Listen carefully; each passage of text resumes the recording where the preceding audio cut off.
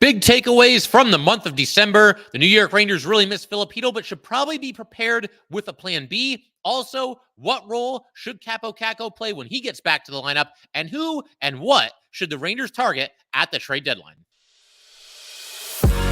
You're Locked on the New York Rangers, your daily podcast on the New York Rangers. Part of the Locked On Podcast Network, your team every day.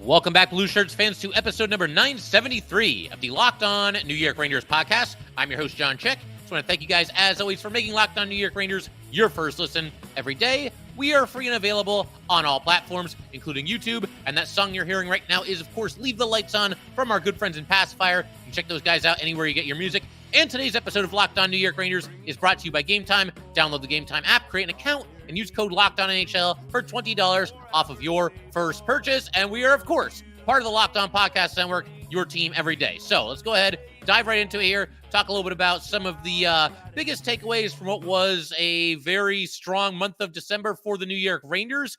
They conclude the month with a record of 9-5. And if you want an idea of just how well things have gone for the Rangers so far this season, as we approach the midway point of the season, consider the fact that 9-5 record that the Rangers had in December, at least just going by wins and losses, it was easily the weakest month of the season for the Rangers of the three that have now been played. Obviously, it was still a good month. It got off to a little bit of a shaky start. Rangers were going through what was probably their weakest stretch of the season. But even there, it was a stretch of like 3-3.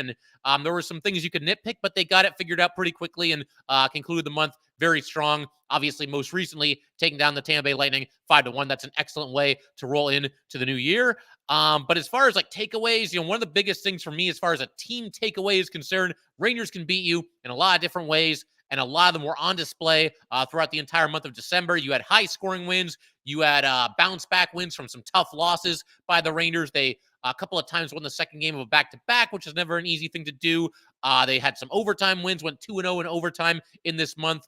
They beat Boston 2-1, beat Buffalo 5-4 in overtime. You've had some blowout wins, the 5-1 win over the Lightning. They also beat the Capitals 5-1 not too long ago. You had some track meet wins. That game against San Jose was completely out of control. I think both teams just forgot to play defense, but the Rangers won that one 6-5. And then some grinded out wins as well, though the one against Boston, I think, really comes to mind. That was the 2-1 victory in overtime. And to kind of build on that, another big takeaway as far as the team is concerned, you don't want to play the Rangers after a loss. They are now 9-1 following a loss this season. And many of those games, many of those 10 games there, some of the best performances that the Rangers have had all season, just really, really sharp. And I think that just speaks volumes about the team's character, the team's sense of urgency, their desire to get back on track and right whatever wrongs happened in the previous game. It's very impressive. And as I've been talking about kind of on and off throughout this season, more so lately as the season has gone on, and this is a trend that's developed, the Rangers playing well after a loss. This is something that can bode very, very well for them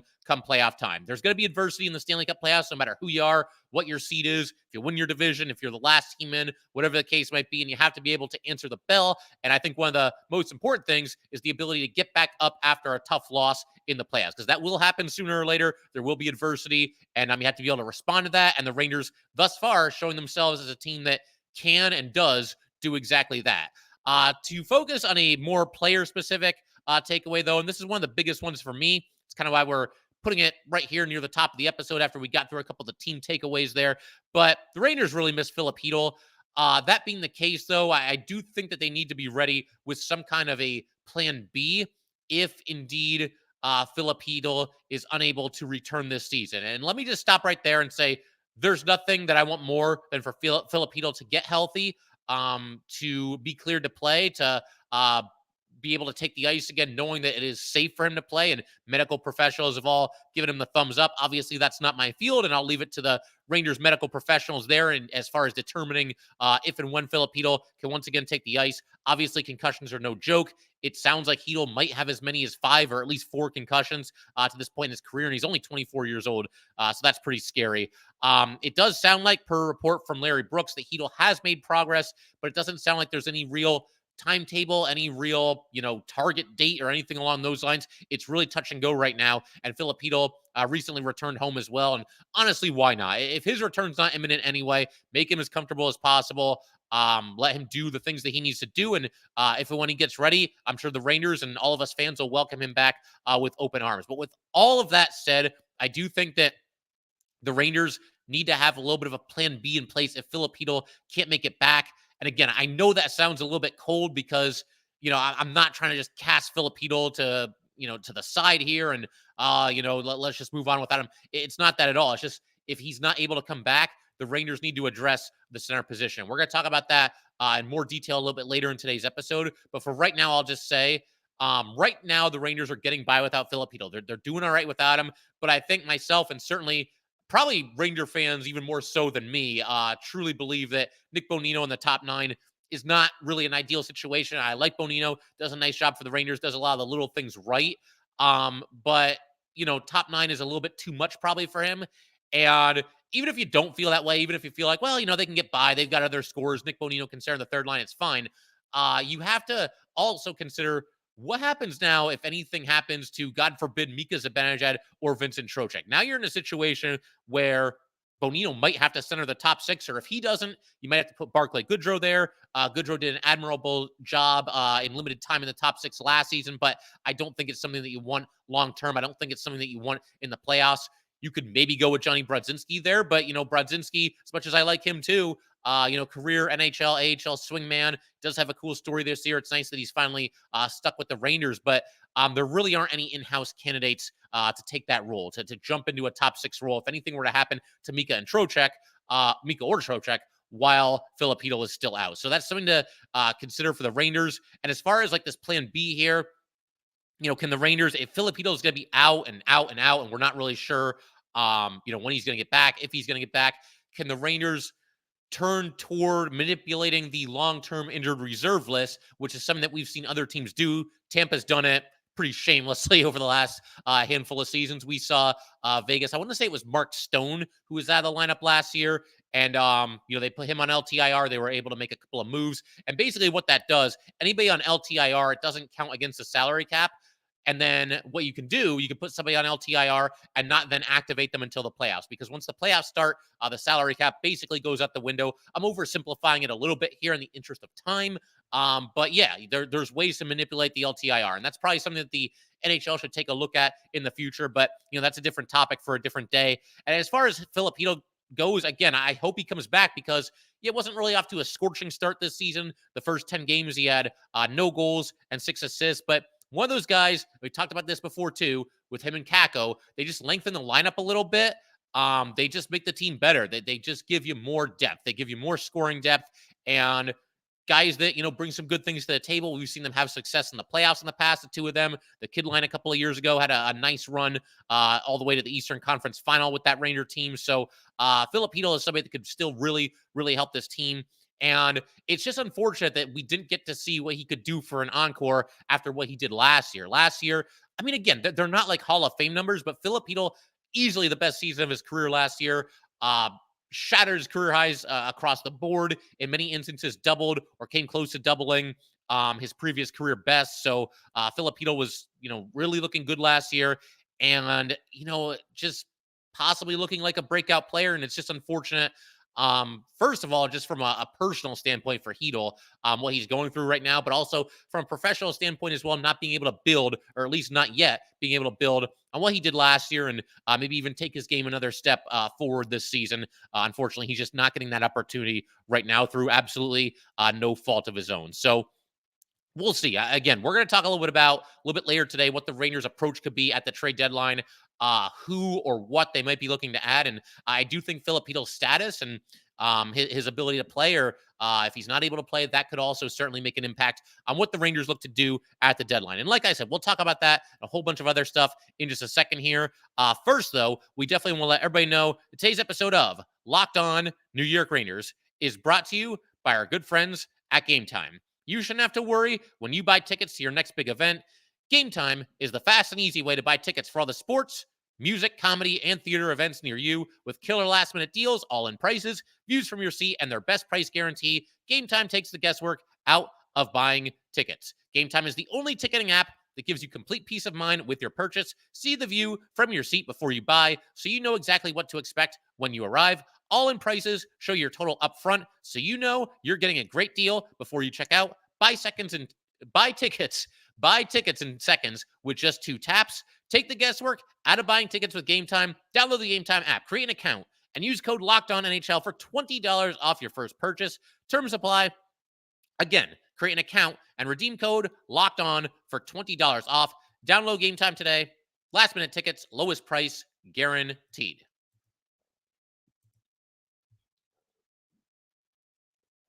All right, we just want to go ahead and thank you guys, as always, for making Locked On New York Rangers your first listen every day. We are free and available on all platforms, including YouTube. And a little bit later tonight, Rangers going to be back in action against the Carolina Hurricanes. So for the everydayers, definitely stick around this week. That's certainly what we're going to be talking about in our next episode, whatever happens between those two Metro Division rivals. Also want to mention, Locked On has launched the first ever national sports 24/7 streaming channel on YouTube. Locked On Sports Today is here for you 24/7, covering the top sports stories of the day with the local experts of Locked On, plus our national shows covering every league. Go to Locked On Sports Today on YouTube and subscribe to the first ever national sports 24/7 streaming channel. All right, so let's go ahead and keep everything rolling here. I do want to talk a little bit about Kaapo Kakko. It sounds like, just going by a couple of different reports, that he's, going to probably be back in the lineup before Filip Chytil will be, if Filip Chytil is able to come back. And as far as what his role should be, I want to talk about this a little bit here. I think we're getting to the point here where at least when Kaapo Kakko first comes back, he should initially start on the Rangers' third line. I am not touching the second line. What's considered the second line, you could say they're the Rangers' best line, but their top 2 lines for the Rangers are usually 1 and 1A, whichever order you want to put them in. But what's always listed as the second line, left to right, is Panarin, Trocheck, Lafreniere. I'm not touching that line. They've been phenomenal. I mean, look at the game they just had against Tampa Bay. You've seen Trocheck just take off this season ever since he's been paired with Panarin, and obviously Lafreniere having the best season of his career, and him and Panarin have basically been joined at the hip. I don't think there's ever really been a game. I mean, maybe there was like a game where like Laviolette made some in-game adjustments to some of the line combinations where Panarin and Lafreniere were split up a little bit, but I mean, for the most part, every single game, I think that they've been penciled in the same line together, and it's obviously produced very good results for both of them. And so you're not touching that line. As far as the top line goes, you could make a case, just throw Kakko back out there with Mika and Zibanejad, but I'm not going to do that right now for a couple of reasons. First of all, Blake Wheeler, his reemergence, he also seemingly has some growing chemistry with Chris Kreider and Mika Zibanejad. Wheeler had a shaky start to the season, no points in his first 10 games, and not too long after that, he had an 8-game stretch also with no points.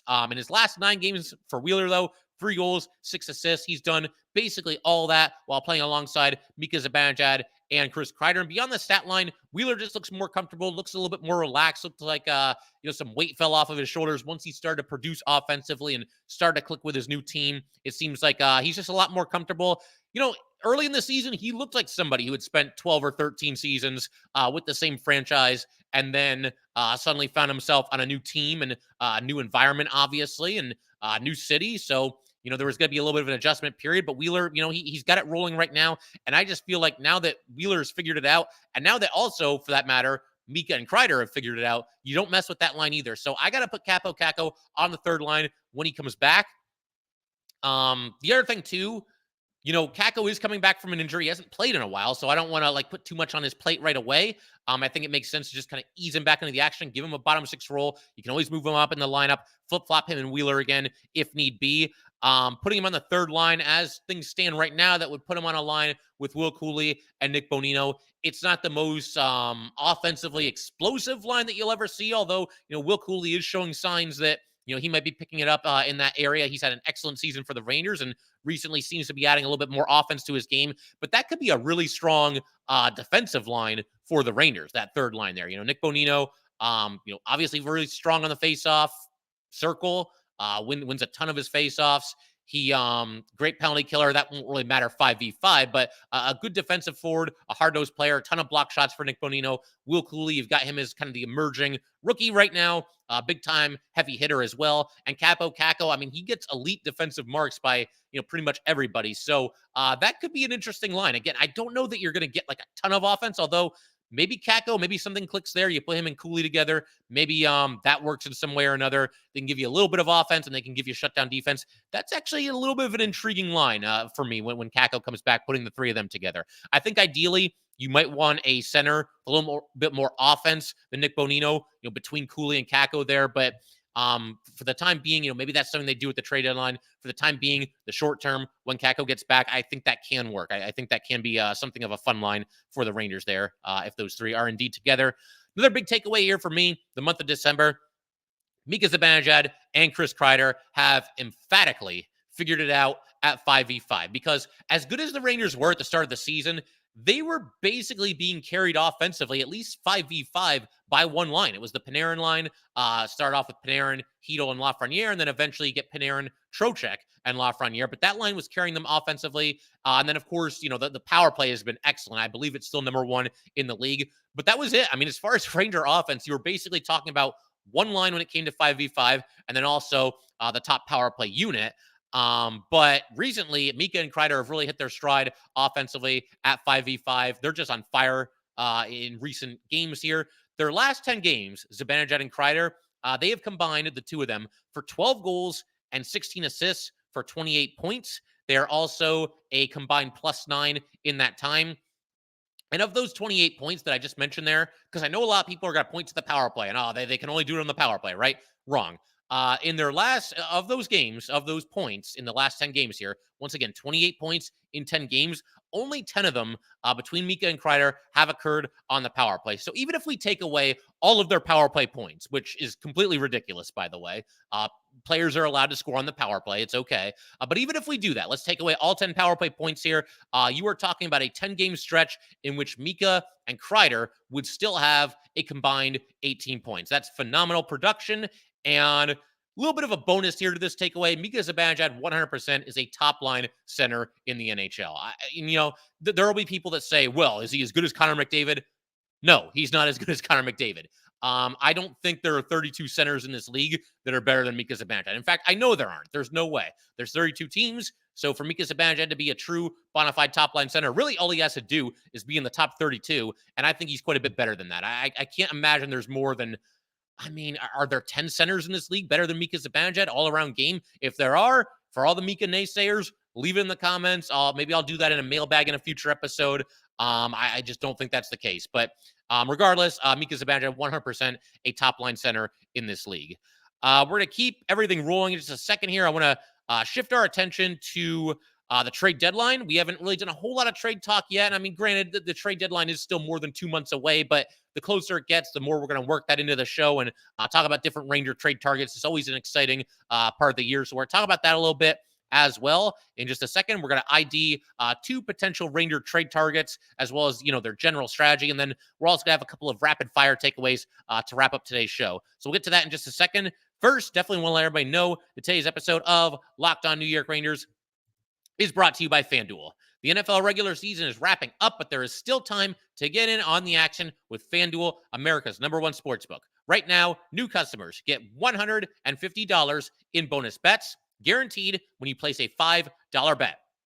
That's $150 in bonus bets, win or lose. The app is so easy to use, and there are so many different ways to bet, like live same-game parlays, find bets in the new Explore tab, make a parlay in the Parlay Hub, the best way to find popular parlays, and much, much more. I've mentioned this in the past as well. Got a really good friend, big-time New York Giants fan, always bets against them because the way he puts it, something good will happen no matter what. He might lose his bet, but his team will win, or his team loses, but he wins his bet. Just kind of an idea to toss out there. But once again, visit FanDuel.com/lockedon and make your first bet a layup. FanDuel, official partner of the NFL. All right, so let's go ahead and keep everything rolling here. Like I said just a minute ago, I want to turn our attention now to some trade talk here, and something that I've kind of reassessed something here. You guys know, the everydayers, anybody that's been listening to this podcast for any amount of time, we've done, what are we up here to? 973 episodes. I honestly think right from the start of this, and granted, the first couple of seasons we did this, the Rangers were not a great team, and they weren't buyers at the trade deadline, but I really do think, certainly since the Pavel Buchnevich trade, but probably even before that, the Rangers' biggest weakness has been and probably still is right wing if everybody is healthy. But right now, given Filip Chytil, the uncertainty surrounding him, I think that there's a bigger need for the Rangers. And I think that biggest need is center. I talked about this a little bit ago where you can get by, and the Rangers are getting by right now with Nick Bonino centering the third line. You got Barclay Goodrow centering the fourth line. But if anything were to happen to Mika or Trocheck, the Rangers are in a lot of trouble. If one of those two guys is out of the lineup and Filip Chytil is also not back. So looking at kind of this team's sudden lack of depth at center, I think that's probably the way to go. I think when you also consider the fact that Kaapo Kakko will be returning, and I realize he was off to a slow start this season with only 3 points in 20 games, but you got to figure he'll do a little bit better than that. So right wing will get a little bit of a boost whenever Kaapo Kakko gets back in the lineup. You couple that with the fact that Alexis Lafreniere, I mean, with Lafreniere, he's a right winger now. I don't even see him anymore as a left winger playing the right wing. They moved him over to the right side. Not only did he not miss a beat this season, but again, having easily the best season of his career thus far. He's an impactful player every single game. And you can also throw Blake Wheeler in there. His reemergence has really been something over this last handful of games here. So something that had been a weakness isn't looking like as much of a weakness. And you know what? While we're on the subject, Jimmy Vesey. Now, Vesey has been playing left wing for the Rangers, but he can play the right side. And somebody that has produced a lot more offensively than I think a lot of people were expecting this season. So if you really are kind of in a pinch here and you're not entirely sure how to fill out the lineup or that there's an issue in the top 6 with the right wing, you could give Jimmy Vesey a try there too. So you have some options as far as right wing is concerned. With center, that's not really the case. The Rangers right now, as far as the guys that are healthy, this is pretty much what they have. This is how they have to line up every single game. When it comes to the center position, you could always, you could give Johnny Brodzinski a chance there. But again, there's nobody that you look at right now that if anything were to happen to Mika and Trocheck, and we talked about this a little bit earlier in today's episode, but if something happened to them, there's nobody that you could really feel good about. And also when it comes to right wing, you've kind of got a little bit of an ace in the hole with Brandon Othmann. Now, I realize the Rangers want Brandon Othmann to ideally just play in the AHL this season. I'm almost positive they've said as much, and he's a left winger more naturally than a right winger, although he has played some right wing, but he becomes an option too. As far as like the AHL, like, okay, who could the Rangers call up to step in there and be a big time center for this team? I don't think that player exists right now. I know a lot of people like Adam Edstrom. He's obviously a big, strong, young center. He played in the one game this season, scored his first career goal, played some physical hockey. That's all well and good. But Adam Edstrom is somebody that is a 6th-round former draft pick by the Rangers, doesn't really have a ton of offensive upside, only has 11 points in 27 career AHL games. So I don't know that they're realistic options. I feel like the Rangers right now, and they're doing it right now, by the way, because obviously Kaapo Kakko isn't in the lineup and they're surviving without him.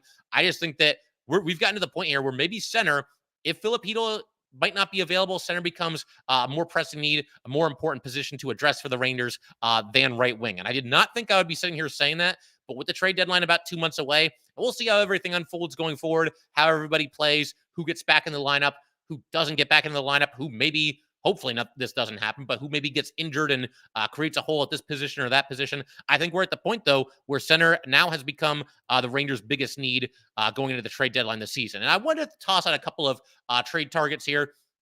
And we're going to talk about both of these players in the future episodes. We're going to do episodes that focus completely on the trade deadline and targets for the Rangers. They're always a ton of fun, and love hearing from you guys kind of weighing in on what might be ideal options and good fits for this Ranger team. But to just toss out a couple right now, and, again, we'll talk about both of them in greater detail in a future episode. 2 for me are Adam Henrique and Sean Monahan. Henrique this season, I believe he's now 33 years old, 10 goals and 9 assists in 35 games with the Anaheim Ducks.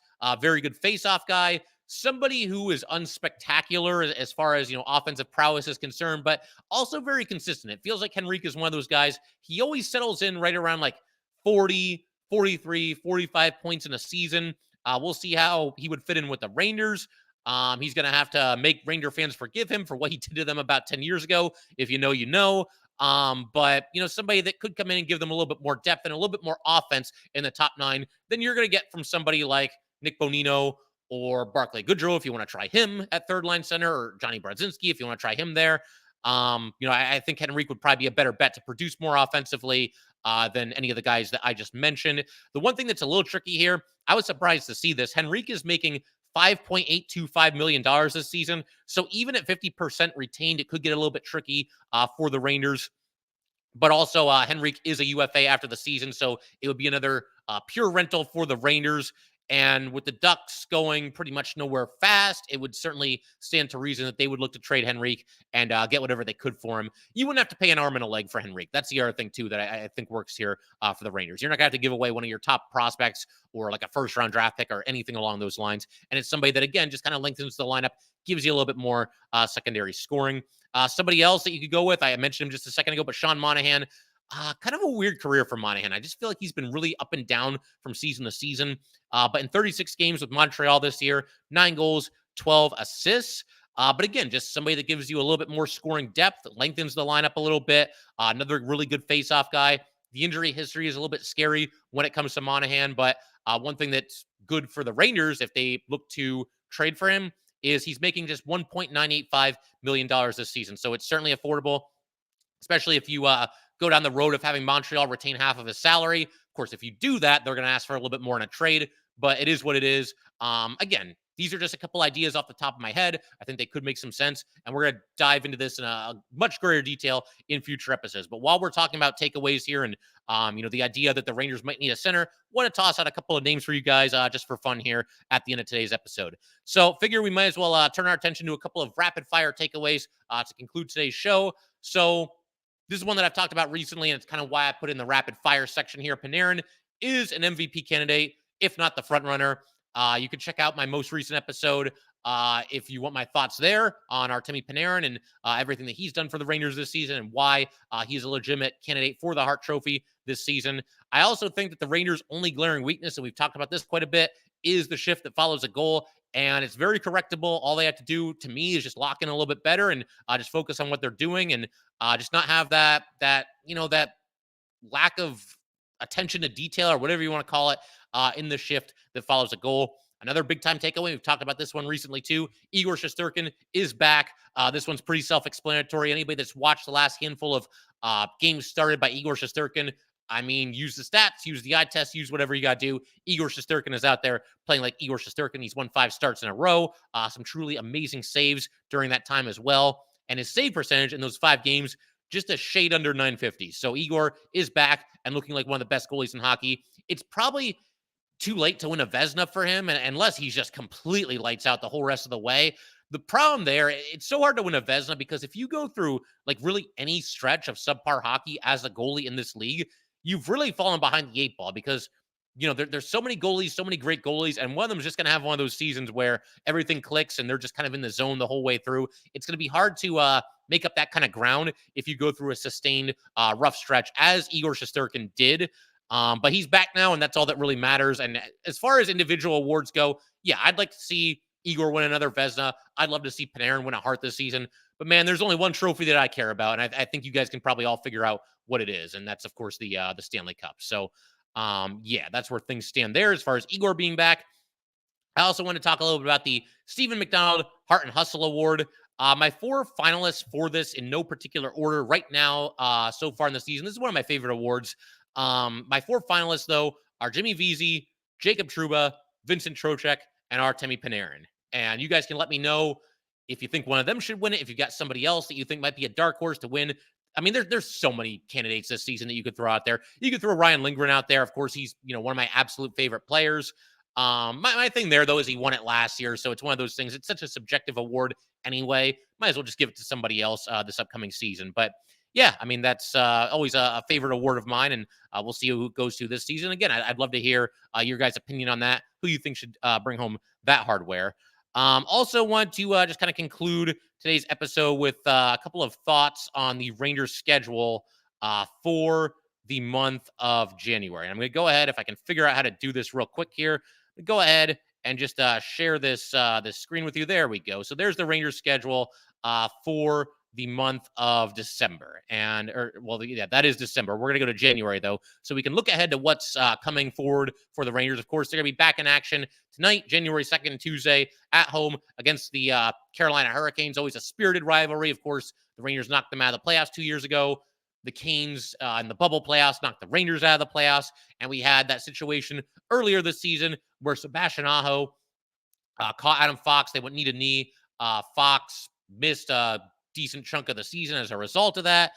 Will there be fireworks tonight? It's entirely possible. Even if that didn't happen, it's a spirited enough rivalry where I think, you could see some of that. As far as like that being a dirty play, though, I didn't really see it that way. To me, it was just kind of an awkward collision as two guys were going to the puck.